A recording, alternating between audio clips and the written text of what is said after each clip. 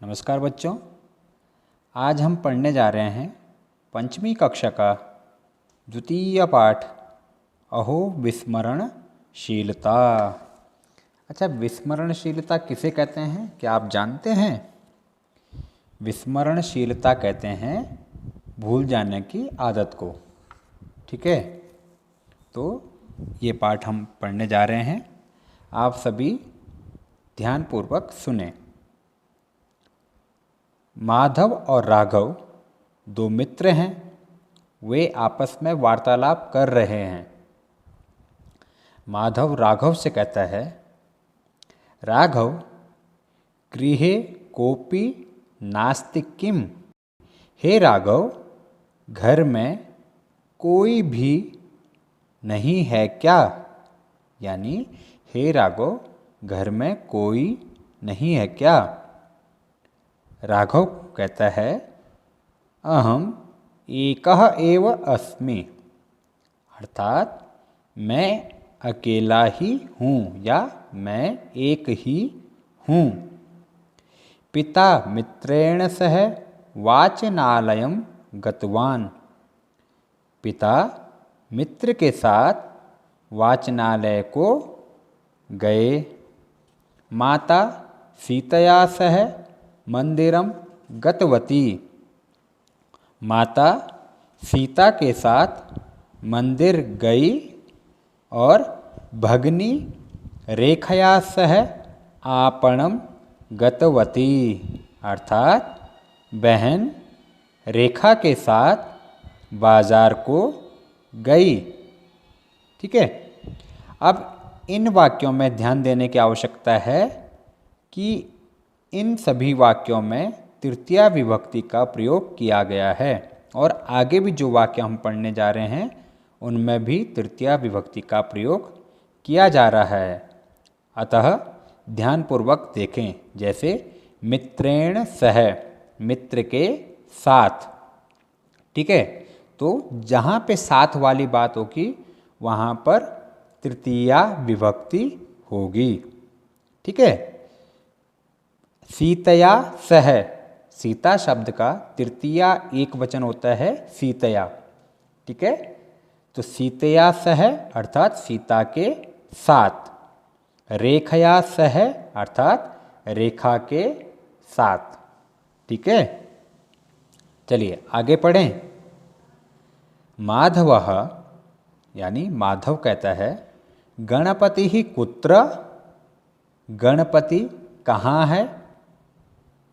राघव कहता है, सह अनिलेन सह इदानीम एव गतवान, अर्थात वह अनिल के साथ अभी अभी गया। ठीक है, फिर माधव कहता है, तस्य पादरक्षा तु अत्रैव अस्ति खलु, अर्थात उसके पादरक्षा अर्थात चप्पल तो अत्रैव अस्ति खलु, यहीं हैं, यानी उसके जो चप्पल हैं वो तो यहीं हैं। राघव कहता है, त्वरा कारणतः सह पादरक्षया बिना एव गतवान, अर्थात जल्दी के कारण। त्वरा कारणतः का मतलब क्या होता है? त्वरा मतलब होता है शीघ्रता, जल्दी। ठीक है, तो जल्दी के कारण वह पादरक्षया बिना, अपने चप्पलों के बिना, एव ही गतवान, गया, यानी शीघ्रता के कारण वह अपने चप्पलों के बिना ही गया। माधव कहता है, मादृशा एव सह। मादृशः इसका मतलब होता है मेरे जैसा। ठीक है, मादृशा मेरे जैसा, तादृशः उसके जैसा, एतादृशः इसके जैसा। ठीक है, ये ध्यान रखना। तो मादृशः मेरे जैसा, मेरे जैसा, एव सह, एव का मतलब ही होता है, यह आपने पहले भी पढ़ा होगा और बार बार पढ़ रहे हैं। एव, तो जहाँ पे भी एव आए उसका अर्थ होता है ही। ठीक है, तो मादृशः एव सह अर्थात वह मेरे जैसा ही है। अम्बा वस्तूनि आनयतु इति उक्तवती किंतु अहम स्यूतेन विना आगतवान। माधव आगे कहता है कि अम्बा अर्थात माता वस्तूनि आनयतु वस्तुओं को ले आओ, इति उक्तवती बोली, यानी माँ मुझसे बोली कि वस्तुओं को ले आओ, किंतु अहम स्यूतेन बिना आगतवान, अर्थात लेकिन मैं थैले के बगैर ही आ गया। फिर राघव कहता है धनेन बिना तू न आगतवान खलु, धन के बगैर तो नहीं आए ना। अच्छा, जहाँ पे भी आप ये खलु पढ़ रहे हैं इसका मतलब होता है निश्चय, यानी वो वाक्य की निश्चयता को बताता है कि वो कह रहा है कि अच्छा थैला नहीं लाए हो लेकिन धन तो लाए हो ना, यानी निश्चय ही आप धन लाए होंगे, ये कहना चाहता है वो। ठीक है, तो धनेन बिना तू ना आगतवान खलु, अर्थात धन के बगैर तो नहीं आए ना।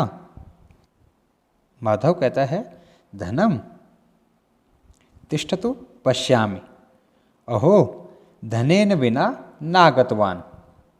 वो कहता है, माधव कहता है कि धन रुको देखता हूँ, हाँ धन के बगैर नहीं आया, यानी मैं धन साथ लेके आया हूँ, रुपये साथ लेकर आया हूँ।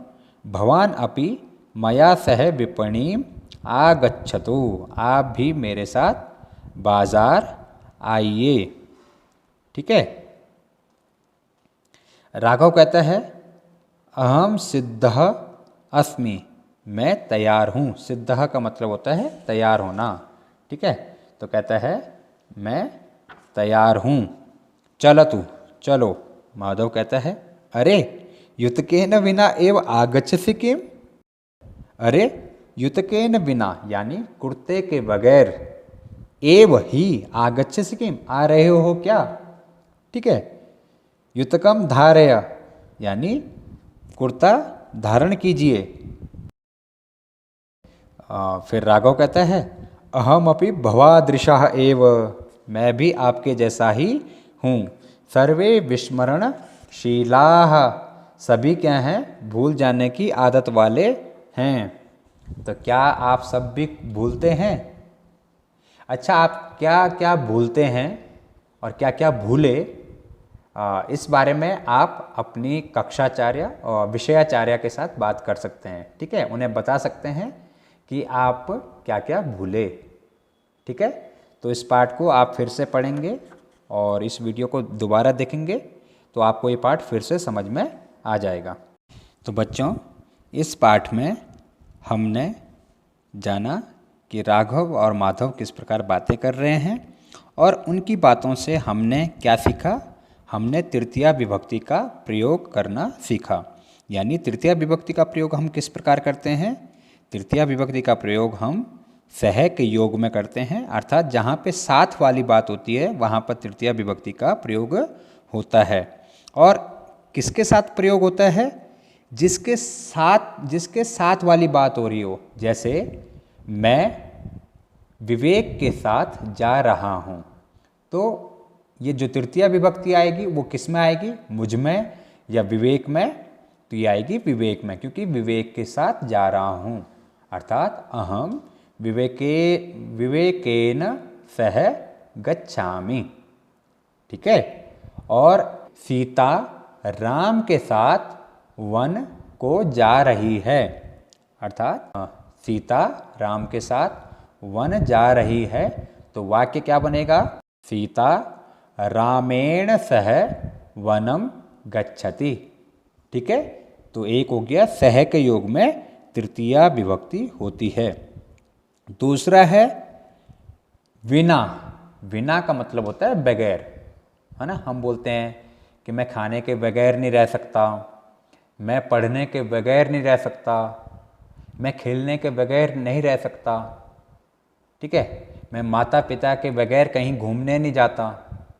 ठीक है, तो जब हम बगैर की बात करते हैं तो उसके लिए संस्कृत में प्रयोग होता है बिना शब्द। कौन सा शब्द प्रयोग होता है? बिना शब्द प्रयोग होता है।